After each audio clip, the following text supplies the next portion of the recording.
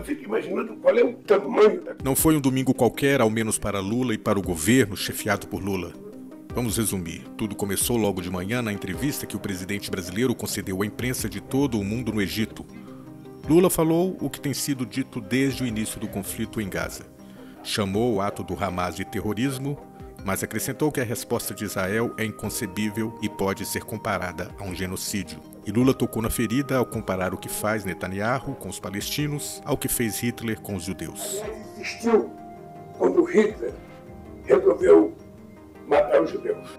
O governo Netanyahu não gostou do que ouviu. O ministro da Defesa, Yoav Gallant, respondeu alegando que Lula envergonharia o Brasil, ao, nas palavras dele, apoiar o terrorismo. Acusar Israel de perpetrar um holocausto é ultrajante e abominável. O Brasil está ao lado de Israel há anos. O presidente Lula apoia uma organização terrorista genocida, o Hamas, e ao fazê-lo traz grande vergonha ao seu povo e viola os valores do mundo livre, disse o ministro do governo de extrema-direita de Israel. O próprio Netanyahu resolveu responder Lula. Hoje, o presidente do Brasil comparou a guerra de Israel em Gaza contra o Hamas, uma organização terrorista e genocida, ao Holocausto. O presidente Silva desonrou a memória de 6 milhões de judeus assassinados pelos nazistas e demonizou o Estado judeu como o antissemita mais virulento. Ele deveria ter vergonha de si mesmo, afirmou Netanyahu. Em seu perfil no X, o antigo Twitter, o ministro brasileiro das Comunicações, Paulo Pimenta, respondeu de pronto, inclusive sem esconder que Gallant e Netanyahu falaram uma mentira. O ministro da Defesa de Israel divulga uma fake news. O Brasil sempre, desde 7 de outubro, condenou os ataques terroristas do Hamas em todos os fóruns. Nossa solidariedade é com a população civil de Gaza, que está sofrendo por atos que não cometeram. Já são mais de 10 mil crianças mortas em Gaza. O número de mortos em Gaza está próximo de 30 mil pessoas, e 70% dessas mortes são de mulheres. Ainda existem cerca de 10 mil pessoas desaparecidas sob os escombros. Em torno de 1,7 milhão de palestinos não têm acesso à água potável, comidas e remédios, disse Paulo Pimenta. O ministro continuou: a comunidade internacional não pode calar diante do massacre de um povo que não pode sofrer um extermínio pelos crimes cometidos por um grupo que deve ser punido pelo que fez. As palavras do presidente Lula sempre foram pela paz e para fortalecer o sentimento de solidariedade entre os povos. A fala de Lula no Egito furou a bolha. As críticas, principalmente feitas por analistas da mídia tradicional, foram respondidas por jornalistas independentes e por especialistas em geopolítica. Não foram, inclusive, poucos os judeus que apoiaram o que o presidente brasileiro disse. O jornalista Fernando de Barros e Silva resumiu: a posição de Lula e do governo brasileiro neste conflito é lúcida, firme e ponderada.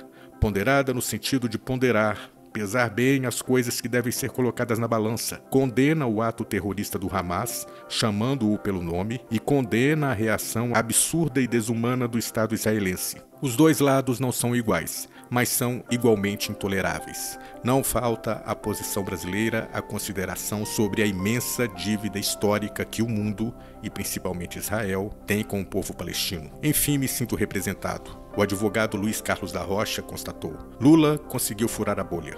10 mil crianças mortas não é algo que possa ser banalizado. O também jornalista Rogério Tomás Júnior lembrou a origem e a prática ultradireitista de Netanyahu e sua turma. Lula está certíssimo. E mais, Netanyahu é um neonazista, o Likud é um mantro de sociopatas, o exército de Israel é uma seita de sádicos degenerados e o governo de Israel é uma organização terrorista. O sociólogo e cientista político Huda Hit foi na mesma linha. Lula foi certeiro ao comparar o governo de Israel com um projeto nazista. Não dá para passar a mão na cabeça de um governo de extrema-direita. O economista e ex-diretor do FMI, Paulo Nogueira Batista Júnior, foi sintético, mas disse muito. A verdade, nua e crua, vem à tona. O professor judeu Michel Germer comentou: Netanyahu está investindo no alastramento do conflito. Tem pânico de que a guerra acabe. Acabou de concordar com a limitação da entrada de muçulmanos no Monte do Templo durante todo o Hanadá e aumento da entrada de judeus. César Calejon relembrou a história da humanidade. Leopoldo II matou mais de 10 milhões no Congo. As monarquias europeias mataram 55 milhões de indígenas e traficaram 12 milhões de africanos nas Américas.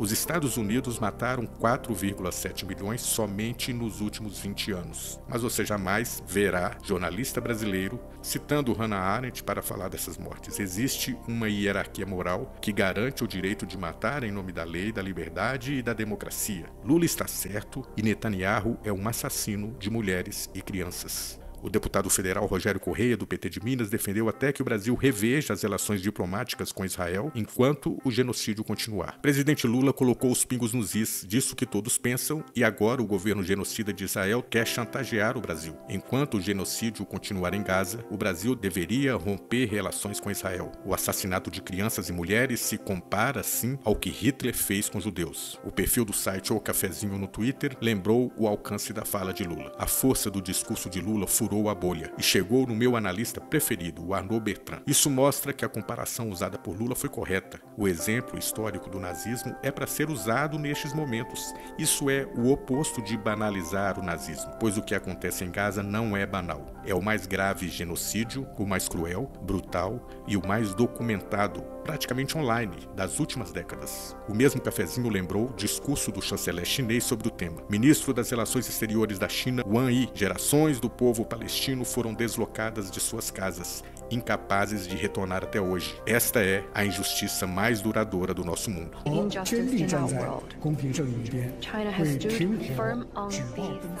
A deputada federal do PSOL paulista, Sâmia Bonfim, ressaltou a coragem do presidente brasileiro. A declaração de Lula sobre o genocídio promovido por Israel contra a Palestina foi corajosa e necessária. Netanyahu, o primeiro-ministro israelense de extrema-direita e agente do apartheid, agora tenta chantagear e ameaçar o governo brasileiro, porque sabe que a posição do Brasil tem peso e repercussão internacional. São milhares de mortes, com maioria de mulheres e crianças palestinas, com flagrantes crimes de guerra, incluindo o bombardeio a hospitais. Mais do que nunca, o Brasil precisa romper relações com Israel, diplomáticas e econômicas. Palestina livre, abaixo o apartheid colonialista. Sinara Menezes, apresentadora da TV Fórum e editora do site Socialista Morena, analisou: o que o governo de Israel está fazendo em Gaza é tentar exterminar um povo. Era exatamente isso que Hitler pretendia com os judeus, exterminar um povo. Netanyahu é um genocida de extrema-direita e não o representante na terra do povo judeu. Lula acertou ao botar os pingos nos is. E o jornalista Leonardo Atucho, do Brasil 247, lembrou que o que Lula disse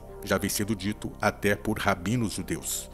O que Lula disse hoje na África e que causou toda essa celeuma já vem sendo apontado há bastante tempo por rabinos judeus, que dizem que o Estado sionista de Israel se assemelha à Alemanha nazista.